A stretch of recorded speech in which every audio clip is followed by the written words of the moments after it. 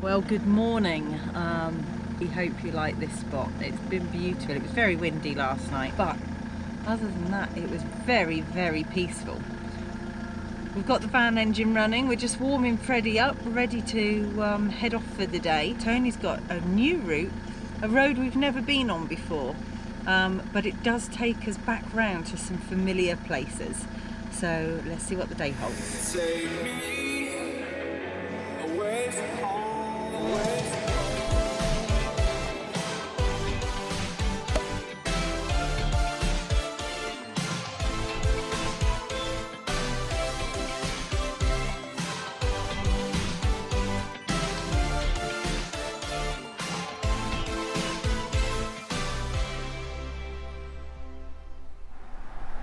We're at Inveraray.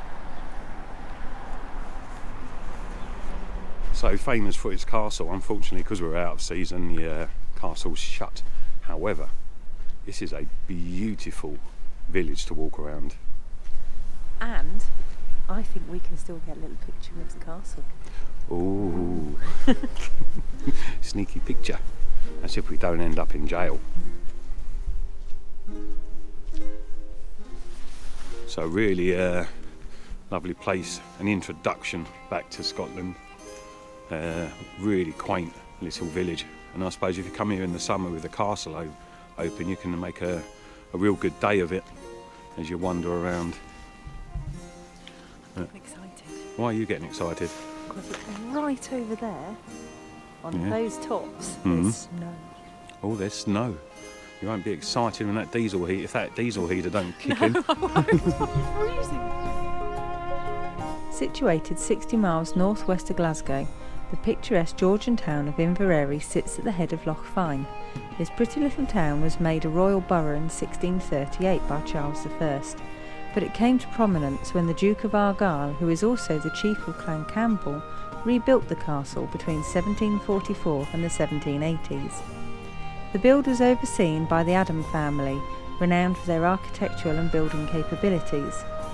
Until the rebuild, Inveraray was little more than a collection of humble cottages, but by 1747 William Adam had drawn up plans for the new Inveraray, and on the same day in 1755 the new Inveraray Inn and the new courthouse opened for business. The inn was said to surpass anything of its kind at that time. So the rain's caught us up again, and Claire's desperate for a picture of the castle, so we're going to take a walk along the road because the actual grounds are closed this time of year. And one thing I'm surprised about is the rain hasn't turned to snow. It is bitter today, very, very cold, but that's Scotland and it's beautiful. So we're continuing to make our way down the road. There is no footpath here, guys, so just be careful of the traffic, especially when two large vehicles meet in the middle of the road. We've just seen something silly, but there you go. So, yep, we're going to make our way over the bridge and then see if we can get a picture.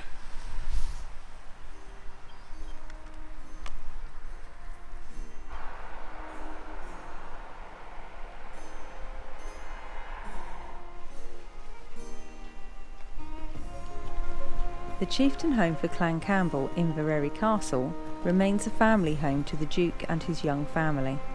Although less of a castle in the traditional sense, the castle when rebuilt became more of a classic Georgian mansion on a rather grand scale. So just beside the bridge there's a little bit of a footpath into the grounds, and hopefully we can get a better look at the castle. It's unusual because of the colour. Shame it's not open today, otherwise we'd have possibly gone and had a look around it. But a very green castle.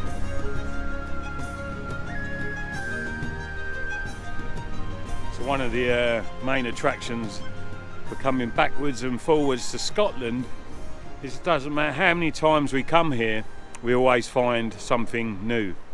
So yeah, an absolute magical place anyway, but because there's so many small little tracks and roads, you always find a different way to make your make your way to a destination or a location. So for us, we still want to go back to Etifmore. It's for us, said it a million times, guys, every Scottish video we do is we go towards Etifmore. For us, that's the gateway to the Highlands, with the Buchel sitting there. It's yeah, it's just a beautiful place, and we want to try and take a picture of the Three Sisters. It'd be difficult, and the location we're going to, you can only get 2 of the 3 in 3, 2, 1. But yeah, we're trying to try and take a picture of the 2 sisters out of the 3. So we'll still make our way towards Etifmore. The castle is open to a limited number of visitors each day, so booking is advised. Prices range from £12 to £18 per person, and it's open from April to October.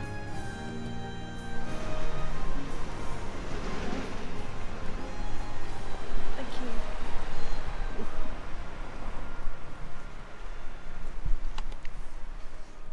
I'm safe, I think. Let's head back to the van and see where the road takes us.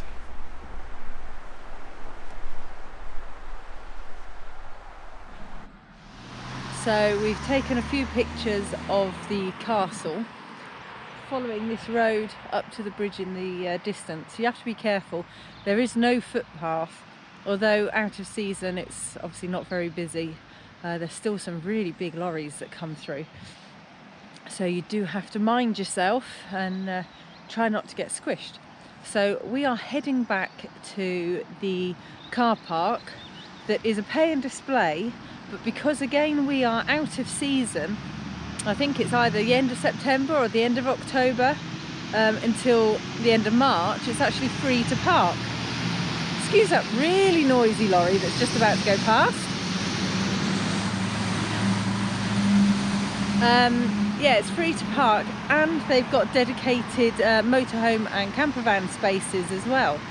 So basically come into Inveraray and go through the arches that are behind me. And then the camper vans are pretty much, and motorhome parking is pretty much the first spaces on the right hand side. So a fantastic place, really beautiful here. Other than the lorries that are on their way round, very tranquil, and it's part of the Argyll coastal route as well. So you can follow this all the way around the lochs and the coastal path, which I think is something we're hoping to do. Great little breakfast here, nice cup of chai latte, and yeah, it's very picturesque, very quaint here. And like I say, other than the lorries, it would be very quiet, possibly a bit louder in the summer. I would assume you get a lot of tourists here, but yeah, definitely worth a stop. Freddie parked on the right. There is no overnight camping, but yeah, camper van parking. Yeah, literally the first lot of camping spaces, or first lot of parking spaces on the right. Okay, we have Freddie, and he does take up a larger space than a normal car would. But come on guys, I know it's a camper. Now next to the parking is a church and a tower, and they're not joined, so I'm going to go and have a look and see what they are. But first of all, look at this tree. I don't know if this is lots of trees that were planted close together, or one that's just kind of grown into lots of trunks, but it's huge.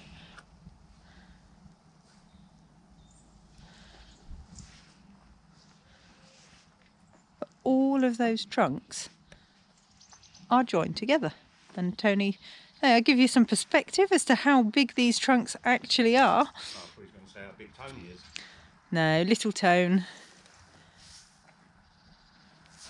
There you go. Quite unusual, isn't it? Yeah, these are massive. So unusual that the tower isn't, the bell tower isn't connected to the actual main church itself. Separate buildings.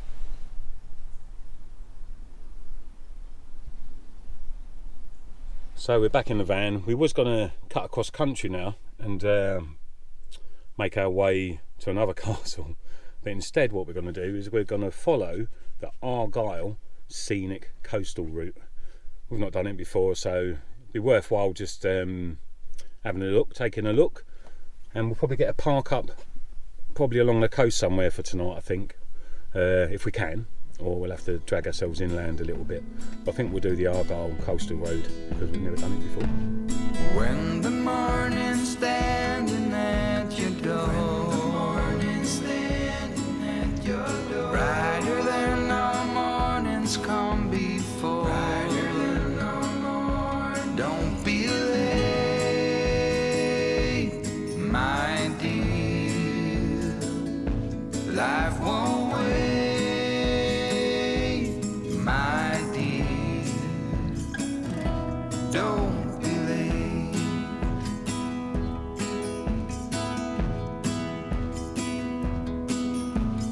When the day is longer than the night,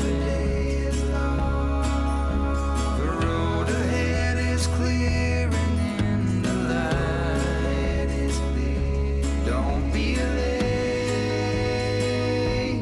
my dear. Life won't wait, my dear. Don't be late.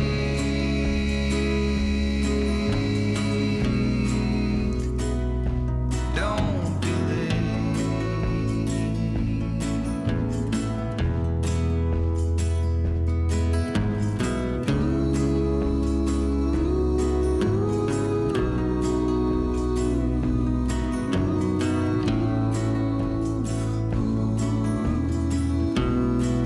late.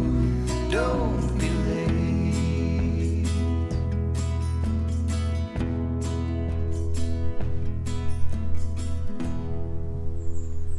So we continue our drive round the coast towards Oban, and we just spotted a little sign for some standing stones. So we just quickly stopped off to have a look at it. Claire's got a camera straight out and is busy taking pictures. A bit strange this one, there's loads of pebbles and bits, but the stones are, yeah, they're not gigantic, but still, it's a stone circle.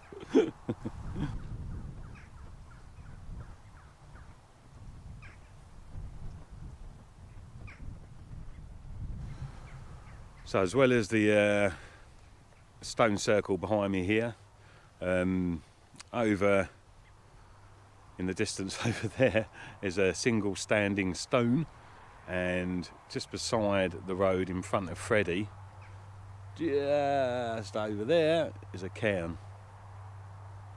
So 3 little things to walk around if you like, and that is called Stone Temple Pilots, good band. Temple Stone or something. Let's have a look. This is called Temple Wood. Interesting.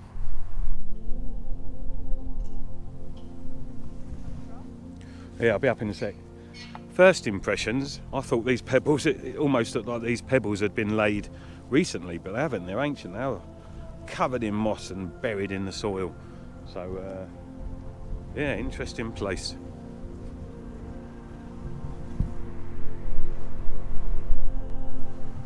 Claire's having a quick walk to take a picture of the main standing stone, the single standing stone, but I'm going to have a quick look at the cairn. Netherlargy South Cairn is the oldest of the 5 cairns that stretch along the valley floor at Kilmartin Glen.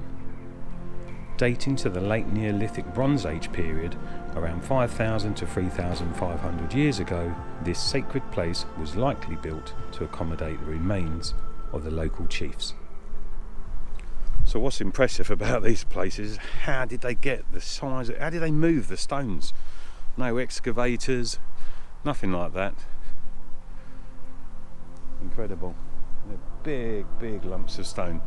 That little hole there is a little bit too small for me to get into, otherwise I'd give it a go, but yeah, little cairn.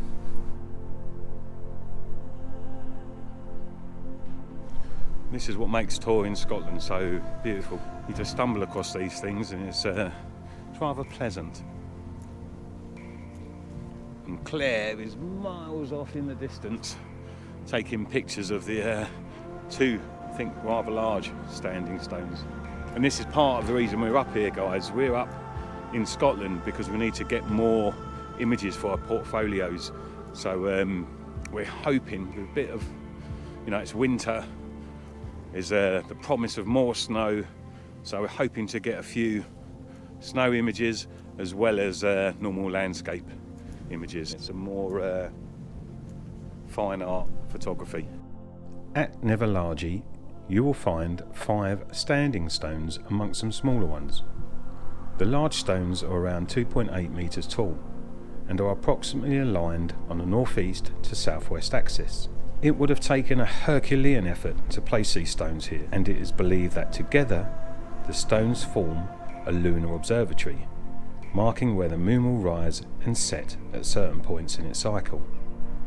Placed here around 3,200 years ago, the stones are said to be unlucky to touch, but will bring you good luck if you camp near them.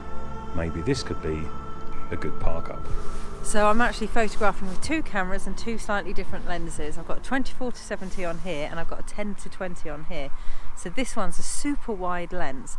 It gives me a chance to get really, really close to the subject and give it a slightly different perspective.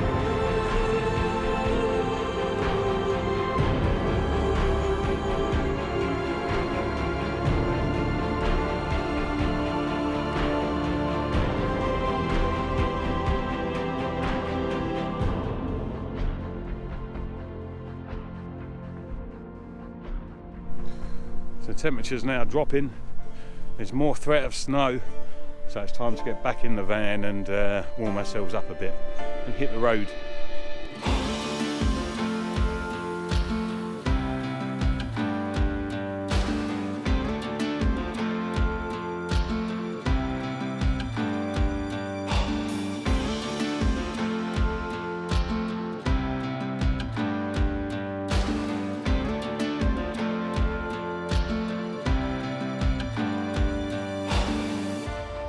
So we've been travelling down the road, still following the Argyll coastal paths. We're now starting to come back inland to head towards Glencoe, the Bucul and those sort of places. So we've stopped.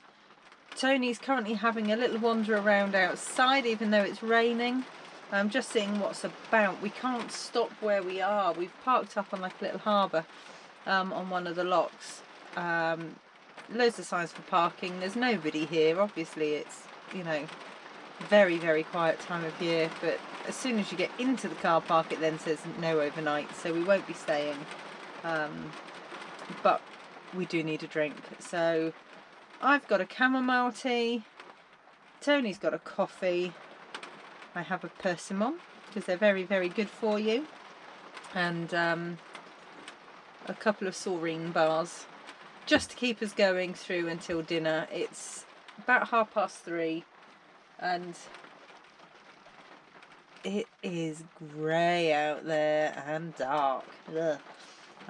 But it is what it is. We'll find somewhere soon, I'm sure, but in the meantime we'll top ourselves up and make ourselves feel a bit better, and hopefully Tony a bit warmer, because I should think he's freezing by the time he gets in. We have been told by my dad, who contacted us, that Glencoe has had quite a bit of snowfall. Some of the roads are closed around there, so we're making our way that way. I think by the time we get there, the gritters, the ploughs would have been through, so we should be okay. But we'll see. We'll see. We've got all-terrain tyres. They're all weather, suitable for snow as well. So we're not being, you know, completely daft. We do have a lovely diesel heater in here, so we're not going to freeze. We've got all the blankets and the sheepskin on the bed as well, so it will be toasty. We do have the right weather gear for it. But we'll just see how it goes. But we want some photos, really want some snow photos, if we can get them on this trip. Who knows? Anyway, looks like Tony's back. He's back. I'm back and soaked. He is very wet. Looking good there. Wet. You look a bit cold. I am a little bit cold. But I say this many times, folks, as I'm dripping all over the floor. It's worth just going up the road when you find these park ups. Just take another 5 minutes and take a walk up the road, and you never know what you'll find. So we found the park up for tonight, sitting at the end of a pier. So we are exposed to the wind, but we don't have to drive anymore today. Yay! Done. My hero. Okay. Anyway, mister. Oh, there's a coffee cold. here. Thank you. Oh, and malt loaf. And malt loaf. Enjoy. Thank you.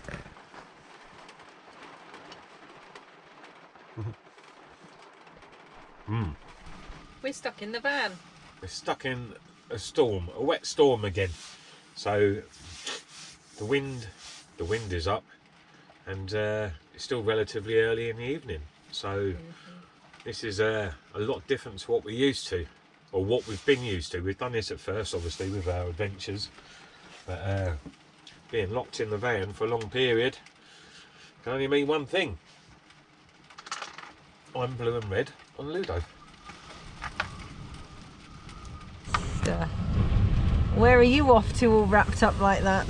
Check the van out. There's a hurricane coming. We need to make sure that we're safe and away from anything of potential danger as well. And we're on quite a low shore here. So, yeah.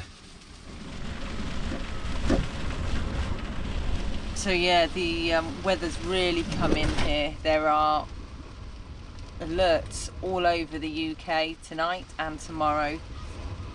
We're in we're somewhere between the amber and the yellow warning, but the wind is absolutely howling. In the red areas it's currently alerts for 100-mile-per-hour winds. We don't want that here, obviously. I think we're about as sheltered as we can get. It is very wobbly in the van, and yeah, it's making me feel a bit seasick. So Tony has gone out to check the van and just make sure everything's okay, just to see if it's slightly less windy. A few meters up there is a building up there, so we might go and shelter a bit closer to that. But yeah, so this is the joys of van life in the winter anyway.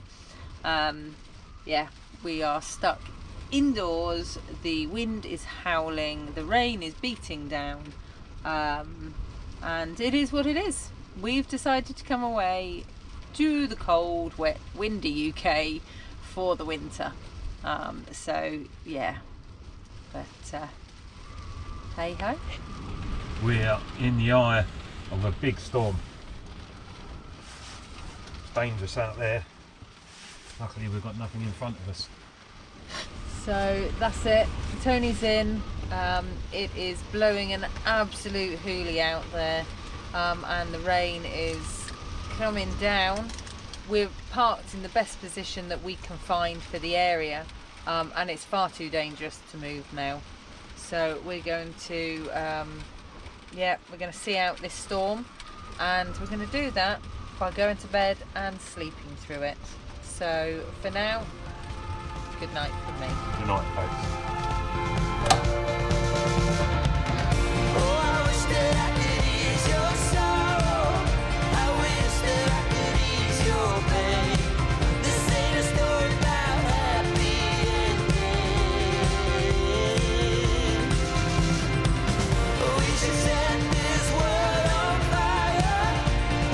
Many thanks for watching. If you have enjoyed the video, Please like, subscribe. leave a comment and we'll get back to you. If you would like to support the channel, please consider buying us a coffee. And if you would like access to our newsletter Our what 3 words park ups. and photography locations, join the AVF memberships. Full details of how to join can be found at buymeacoffee.com/AVFreddie or follow the link in this video's description. or on our other social media platforms.